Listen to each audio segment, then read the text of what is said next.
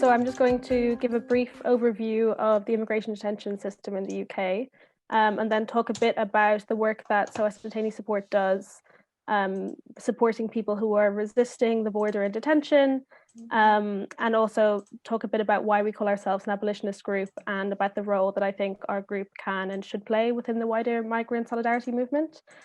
So SDS is a grassroots abolitionist group founded by SOAS students, but open to everyone. We started as a visitor group, and that's still one of the main things we do is visit people in immigration detention around London, offering emotional support and practical support. We also campaign against detention, and we do various other kinds of pre and post detention support. And I'll say a little bit about how you can get involved with us. But just to speak briefly about immigration detention in the UK, I'll probably be telling you some things that you know already. But there are currently 7 detention centres or immigration removal centres in the UK. So there's Brook House and Tinsley House near Gatwick. There is Harmondsworth in Colnbrook near Heathrow. There's Yarlswood in Bedfordshire. There's Morton Hall in Lincolnshire and Dungavel in Scotland. There are also 2 short-term holding facilities, Larne House in Antrim in Northern Ireland and Pennine House near Manchester Airport. So there's also an ex-army barracks that's currently being used to detain about 400 people who recently crossed the Channel. And I think it's also important when we talk about immigration detention that we think about HMP Huntercombe, which is a prison in Oxfordshire, which is for foreign national offenders. So all the people in that prison are not UK citizens, and all those people will also face deportation. So in 2019, around 24,000 people entered immigration detention. There's no time limit in immigration detention in the UK. So once you're detained, you don't know if you'll be in there for a week or a month. The average length of a detention is about 2 months, but there are people who've been in there for multiple years. So between 2000 and 2019, 37 people died in immigration detention. Obviously, there are countless others who attempted suicide and who have been traumatized by that period of detention. And for years, there have been widespread reports of physical and sexual abuse in detention, particularly in Yarlswood, Brook House, and Morton Hall. So detention is an extremely isolating experience, obviously. And that's one of the goals of detention, is to isolate and make people's lives so difficult that they often will voluntarily return because the experience of detention and going through the immigration detention system is so painful. So one of the things that SDS does is to visit people and offer emotional and practical support. You're entitled to 30 minutes legal support in detention. I've yet to meet a single person who found the legal support that they received in detention helpful. So one of the things that we do is to try and get people legal aid and to advocate for them in any way that they can. We also campaign against detention. We also support people who themselves are campaigning against detention from detention centres. SDS was one of the main groups supporting the Yarlswood hunger strikers in 2018. And more recently, we've been supporting people who were on hunger strike in Brook House. So I'll just say a little bit about the hunger strike there. You've probably seen things in the media about, the numbers of people crossing the Channel. That's being described as a surge. That's not really accurate. It's risen slightly for various reasons. The majority of people coming into the UK across the Channel are coming from Yemen, Syria, Iran, Iraq, Sudan, and Kuwait. They're fleeing violent conflict, most of which, or some of which is funded by the UK via Saudi Arabia. And unless you go by plane, it's obviously very difficult to reach the UK without passing through some other EU countries. And because of the Dublin Convention, it's common practice for EU countries to deport people back to the first safe EU country that they reached. So some of the people who were and are detained in Brook House were Syrians and Yemeni people primarily, who were facing deportation to Germany, France, and Spain. So these deportations are part of what the Home Office is calling Operation Silith. This is a plan to deport up to 900 people to EU countries before December 31st. The reason they're trying to do it before December 31st is that they feel they will not have to abide by EU regulations after this year because of Brexit. So these deportations are really rushed. Obviously, all deportations are terrible, but these are not normal deportations. These are people being deported within 48 hours sometimes. There's no attempt to process their asylum claims. And in practice, people are just kind of being dumped outside airports in EU countries. And I think we need to be clear about not adopting the language of the Home Office and saying that there's like massive numbers of people that we can't contain. You know, there really isn't a surge of people suddenly coming across the channel. Obviously, even if there was, there would be reasons for that. But also the other misconception is that there's some legal obligation for you to seek asylum in the first safe EU country that you reach, and that's not the case. There's no obligation in international refugee law that you must claim asylum in the first safe country that you reach. It is the practice for a lot of EU countries to carry out these kinds of deportations. But the fact is that these deportations have also been successfully challenged in some cases. So one example of that is that there was a charter flight, a planned deportation on the 17th of September, which was deporting groups of Syrian and Yemeni people to Spain. And that deportation was cancelled because a judge ruled that the Home Office had no right to deport people to Spain where the asylum system was not fit to deal with them. And that was partly because of testimony that was given to them of a group of Syrian men who had been deported previously and who had been dumped outside Madrid airport. So usually, a deportation is kind of an agreement made between two governments, but in this case, there was no agreement of any kind. It was just dumping people outside Madrid airport with no access to food or shelter. So one of the things that SDS was trying to do in that case was to give emergency support to people who were left with nothing. And I'd really advise that if you want to learn more about the hunger strikes that have been happening, that have been taking place since the 13th of August in Brookhouse, that you go to detainedvoices.com. I'll put that in the chat as well. But they have loads of first-person accounts of people who are on hunger strike and people who have been deported. So they're continuing to take statements from people and trying to get those statements out to the media, which we have done in a couple of cases. And it's just a good resource if you want to know what life is like in detention at the moment. They also have accounts from other detention centres as well. So I just wanted to also say a bit about why SOAS Detainee Support calls itself an abolitionist group.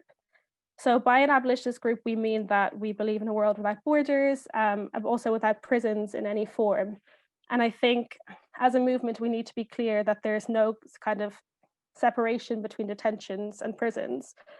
Detention centres are basically prisons in another form. And I think we need to acknowledge that. And the anti-immigration detention movement in the UK is relatively large compared to the anti-prison movements, which is fairly small. And there's very little overlap between them. And I think that's often deliberate because the kind of mainstream face of migrant solidarity in the UK are these large NGOs and charities that really rely on this language of, the innocent migrant. And so you'll more often hear large charities talking about asylum seekers and refugees because asylum seeker and refugee are terms that are kind of coded as innocent and non-threatening and deserving. And I think, anytime that you are coding one group of people as deserving in detention, you're automatically saying that there's another group of people in detention who are not deserving. And I think in practice, there isn't this clear division between people who are criminals and people who are migrants. You'll hear these discussions of like migration is not a crime. But if you look at the population of a UK detention centre, there's actually a lot of overlap. If you think about a foreign national offender prison, those are people who have served a sentence in the UK because they're not UK citizens. Once they finish that sentence, they will be taken to a detention centre where effectively they serve another sentence, and then they're very likely to be deported because it's quite difficult to challenge a deportation if someone has a prison sentence, especially a significant prison sentence. And I also think that's increasingly clear during the pandemic. So, if you look at the start of this year, there were about 1,500 people in detention. At the height of the lockdown, that fell to about 300 people. And almost all of those people who were in detention at the height of the pandemic, when there was, no hand sanitizer, there were no COVID tests happening, it was virtually impossible to get real medical care in detention, as it always is. Those were people who the Home Office were deeming dangerous criminals. And, I probably don't need to say that for the Home Office, a violent criminal could be anyone from someone who has offences related to addiction, like drug possession, or You know, in the case of Osame Brown, who's a 21-year-old Black autistic man who's facing deportation, you know, someone who allegedly stole a phone or apparently witnessed a phone being stolen, that's enough for the Home Office to say that they're a violent criminal. So the Home Office can change who they deem a criminal at will. So it's not useful for us as a movement to adopt that kind of language. So another thing that I wanted to talk about with regards to the kind of prison detention divide is the private companies who run detention centres in the UK are well aware that the spaces they run are effectively prisons because they also run prisons. So for example, Serco, which runs 3 detention centres in the UK, also runs 6 prisons, and they run them exactly the same, meaning they make hundreds of millions of pounds off government contracts, and then they increase their profit by exploiting the work of a captive workforce, paying them sometimes £1 an hour, which is a wage that was deemed legal by a UK judge last year. So I think we need to be careful about adopting this kind of migrant / criminal detainee / prisoner logic, which is really the logic of innocent or guilty, and we just stand in solidarity with all migrants and all criminalized people. I don't want to go on for too long, but I just wanted to say a little bit about you know, the limits of relying on the charity sector with regards to this kind of work.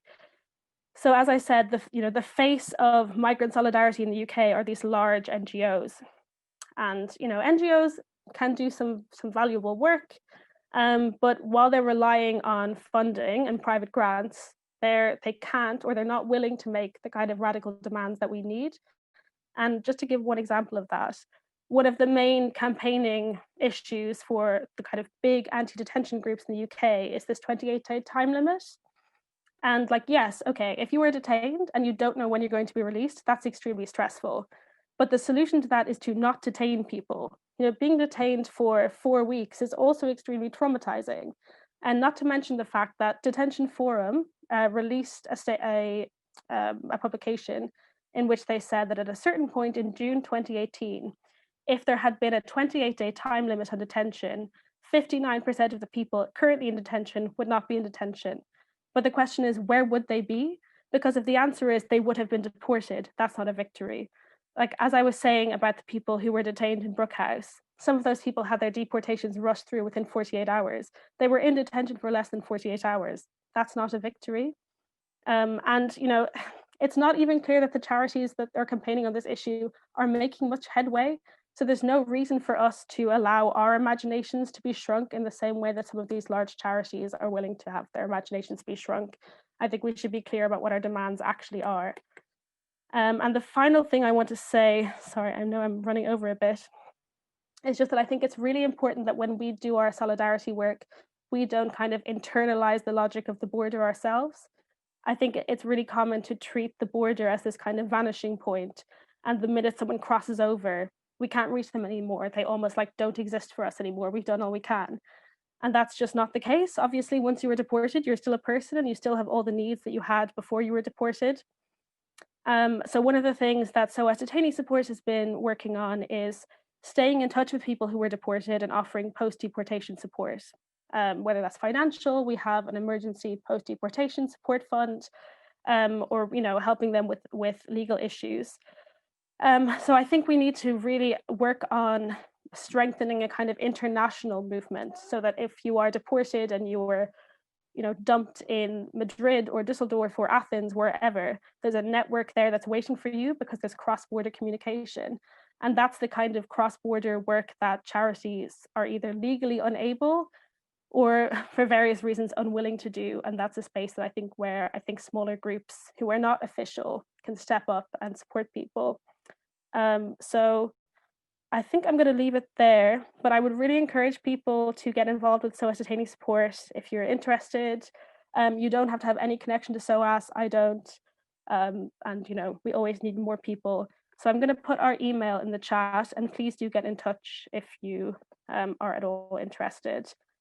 There's more to it than visiting work. So if you have a small bit of capacity, there's still loads that you could do. Thanks.